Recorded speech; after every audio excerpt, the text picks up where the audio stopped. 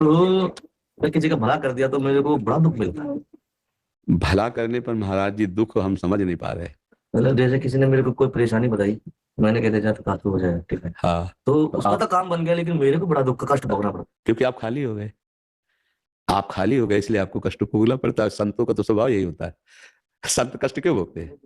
तो संतों को फिर इसलिए तो भोगना पड़ता। संत इसीलिए तो महान कहे जाते हैं, वो अपने भजन को, अपने साधन को वो दूसरों की सुख सेवा में बांट देते हैं, दूसरों के दुख को स्वीकार करके उसे सहते हैं। तो संतों की तो महिमा इसी बात की है, पर दुख द्रवई तो संत पुनीता। संत जन यही करते हैं, जीवन भर कमाते हैं भजन और समाज को देते हैं और उनका दुख भोगते हैं। एक बार एक महापुरुष स्वामी श्री सत्संगानंद जी थे, उनकी पीठ में फोड़ा हुआ, फिर पूरी पीठ सड़ने लगी। तो शिष्यों ने पूछा कि महाराज जी ऐसा कौन सा पाप आ गया, क्योंकि आप तो बड़े सिद्ध पुरुष।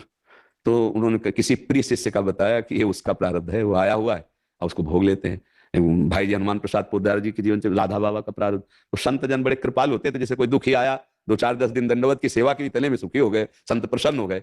बाबा एक से जाओ, छा उनकी बाणी से निकल के जाओ, ठीक हो जाए, वो तो ठीक हो जाएगा। अब वो आएगा लौट के ऊपर आपके अंदर, या रोग बनेगा या जलन पैदा कर देगा, दो में एक बात होगी। या तो जलन पैदा कर देगा या रोग। और इसीलिए संत जगत पूज्य है, इसीलिए तो पूज्य है कि अपने को कष्ट देकर, अपने को मिटाकर और दूसरे को सजाते हैं। इसीलिए तो उनको सब प्रणाम करते हैं। देखो, प्रणाम करने वाला, संत को भोजन देने वाला, संत को वस्त्र देने वाला, संत की व्यवस्था, ये सब भजन ही तो ले रहे हैं।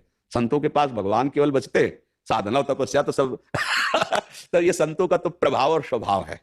अब भगवत भजन में निरंतर लगे रहकर वो जगत मंगल करते हैं, इसीलिए तो उन्हें संत कहा गया है, इसीलिए तो उन्हें महात्मा कहा गया है। संसार जो कुछ करता है वो अपने लिए करता है। और सही पूछो तो संतों की प्रत्येक चेष्टा जगत मंगल के लिए है। वही संत है जो जगत मंगल के लिए प्रत्येक चेष्टा करता है, समाज के लिए प्रत्येक चेष्टा करता है। हमारा तप, हमारा भजन, हमारा ज्ञान, हमारे ऊपर जो कृपा है वो सबके लिए है। सब उसको पाओ, सब उसमें आनंदित रहो, इसी को तो संत कहते हैं। तो ये तो महाराज आप संतों का स्वभाव ही है, इसमें तो क्या। और ये तो अपने लोग भोगने के लिए तैयार ही है कि हमारा समाज सुखी रहे, हमारे जगत में मंगल हो और हमको जो दंड मिले सो मिले, किसी को दुख न। सब संतों का यही भाव रहता है, चाहे वो किसी भी संप्रदाय संत हो। जो संत है उनका हृदय ऐसा होता है, जैसे माँ, अगर बच्चे को पीड़ा है तो माँ क्या चाहेगी कि हमको भगवान कष्ट दे दे लेकिन मेरा बच्चा ठीक हो जाए। ऐसे संत जल होते हैं, वो ये होते कि बस इतने में प्रसन्न हो जाते हैं महाराज। तो बस ये संत ऐसे करुणा में देवता है, वास्तविक जो भगवान के जल है, बस इतने करवद, उनको जल चढ़ाने की भी जरूरत रही है। वो केवल हाथ जोड़ने मात्र से करुणा, देखा कि दुखी है, जा भैया, अच्छा। तो केवल ऐसे नहीं कह दिए जा भैया, दे दिए। जो बड़े कष्ट से सर्दी गर्मी बरसात सहकर तप कर रहे, वो एक क्षण में तुम्हें, अब तुम्हारा मंगल हुआ, अब उनका फिर लौट के आएगा ना। देखो एक प्रसंग आता है महाप्रभु चैतन्य देव का, जगाई मधाई नाम के दो बड़े ऐसे आचरणहीनता करने वाले, पाप करने वाले जन थे। जब महाप्रभु ने उनको स्वीकार किया तो गंगा जी में खड़े होकर के कहा, संकल्प करो अपने पूरे जीवन के पाप हमें दो। वो घबरा गए, उन्होंने कहा नहीं नहीं, बोले तुम दो हमें। गंगा में खड़े करके पूरे पाप लिए थे महाप्रभु का गौरवर्ण उसी समय सांवला पड़ा। कुछ देर के लिए सबने देखा कि पाप का प्रभाव इतना हुआ कि सांवला पड़ गया, पर तो भगवान के अवतार है साक्षात चैतन्य महाप्रभु, तो अपने लोग तो भगवान के दास, तो प्रभाव पड़ जाएगा। अब संतों के, आप बड़े बड़े संतों को देखो कि बड़े बड़े रोगों से ग्रसित मिलेंगे। रामकृष्ण परमहंस जी के गले में कैंसर, ये सब, ये क्या है? प्रारब्ध भोग उनका। अरे थोड़ा भजन करते हैं तो कर्म मिटाने लगते, पूरा जीवन हो गया भजन करते, उनका कोई प्रारब्ध भोग? वो समाज का एकत्रित करके ले लेते हैं अपने जीवन और बताते नहीं। उदार, ये तो मान लो आपने प्रश्न किया, वो उसको नहीं बताते जिससे ले लिया, उसको पता भी नहीं है कि तुम्हारे माता पिता भी तुम्हें इतना प्यार नहीं करते जितना संत ने कर दिया। तुम्हारे प्रारब्ध का अपहरण कर दिया, प्रारब्ध को स्वयं ले लिया, भोग लिया और तुम्हें निहाल कर दिया। इसीलिए तो संत चरण रज, संत महिमा इतनी प्रसिद्ध है। जो भगवान के सच्चे मार्ग के पथिक है वो जगत मंगल करते हैं। पर अब दुख तो उधर भोगे चाहे इधर भोगे, आएगा तो लौट के है ही है। तो अब अपने लोग बहादुर भगवान के मार्ग के पथिक है, इनको भोगते चले और कमाई करके इनको देते चले। जैसे पिता कमाता है पुत्र आनंद लेता है, ऐसे ही संत जन, सच्ची मानिए, अगर संत हैं तो आप सुरक्षित हैं। नहीं जैसे पापाचरण हो ना, गर्भ हत्या, भ्रूण हत्या, व्यभिचार, पापाचरण, ये विध्वंस कर दे। पर ये जो सच्चे भगवान के संत जन हैं, ये जो अभी विश्व में विराजमान है, भले को देखे या न देखे, उनका जो भजन तप है वो मंगल कर रहा है जगत में। जैसे एक फूल खिलता है ना, उसकी खुशबू होती है ना, तो वो खुशबू हमारी घ्राणेन्द्रिय को पता चलती है, लेकिन असली स्वाद भंवरा लेता है पराग का। ऐसे जो संत जन है उनका लाभ श्रद्धावान लेते हैं। यद्यप सबका मंगल वो करते हैं, पर लाभ विशेष जैसे भौरा पराग का लेता है, ऐसे श्रद्धावान लेते हैं। अगर कोई संतों के स्वभाव को जान जाए ना, अब बताओ कैसा है स्वभाव।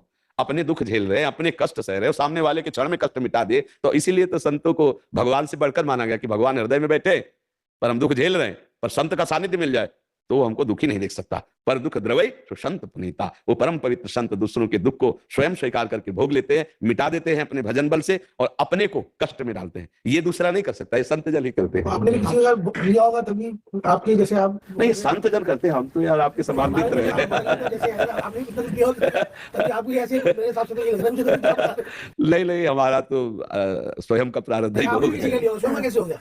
हाँ, स्वयं का इसलिए हो गया कि स्वयं नहीं आप नहीं बताना चाह रहे है। यही आपका बड़प्पन है। नहीं नहीं, बड़प्पन नहीं है कैसे बताते ये। बताते नहीं है, ले लेते हैं। हाँ, आपने भी- संत जन, हम क्या समझे, क्या समझे?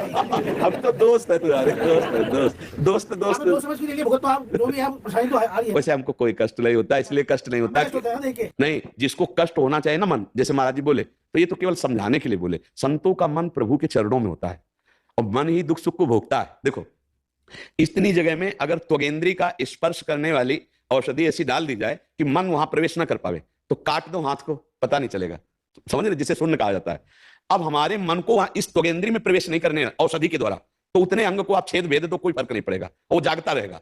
अगर वही मन भगवान में लगा हुआ है, तो चाहे जितना भयानक कष्ट हो, कष्ट तो आता है, उसका बोध भी होता है, पर व्यथा नहीं होती, आनंद रहता है। उसी आनंद के बल से संत हर कष्ट सह जाते हैं, क्योंकि वो आनंद भगवान का दिया हुआ है। तो मन करुणा निधान भगवान के आनंद में और तन नाना प्रकार के दुखों में तो कोई फर्क नहीं पड़ता। अब तन बड़ा सुखी है और मन जल रहा है, तो बताओ कि फिर परेशानी ही परेशानी। इसीलिए हम कहते हैं सावई मन कृष्ण पदारविंद, मन को भगवान में लगा दिया जाए और तन की कैसी भी परिस्थिति, उससे कोई फर्क नहीं पड़ता।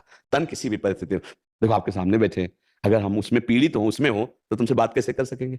पीड़ा भी है, अभी पीड़ा है, शरीर में पीड़ा है, शरीर में विकार है। तो सबका हटते रहते हो और निकाल के दूसरा बर्बाद है। नहीं नहीं, अपना फिल्टर बहुत जोर का है।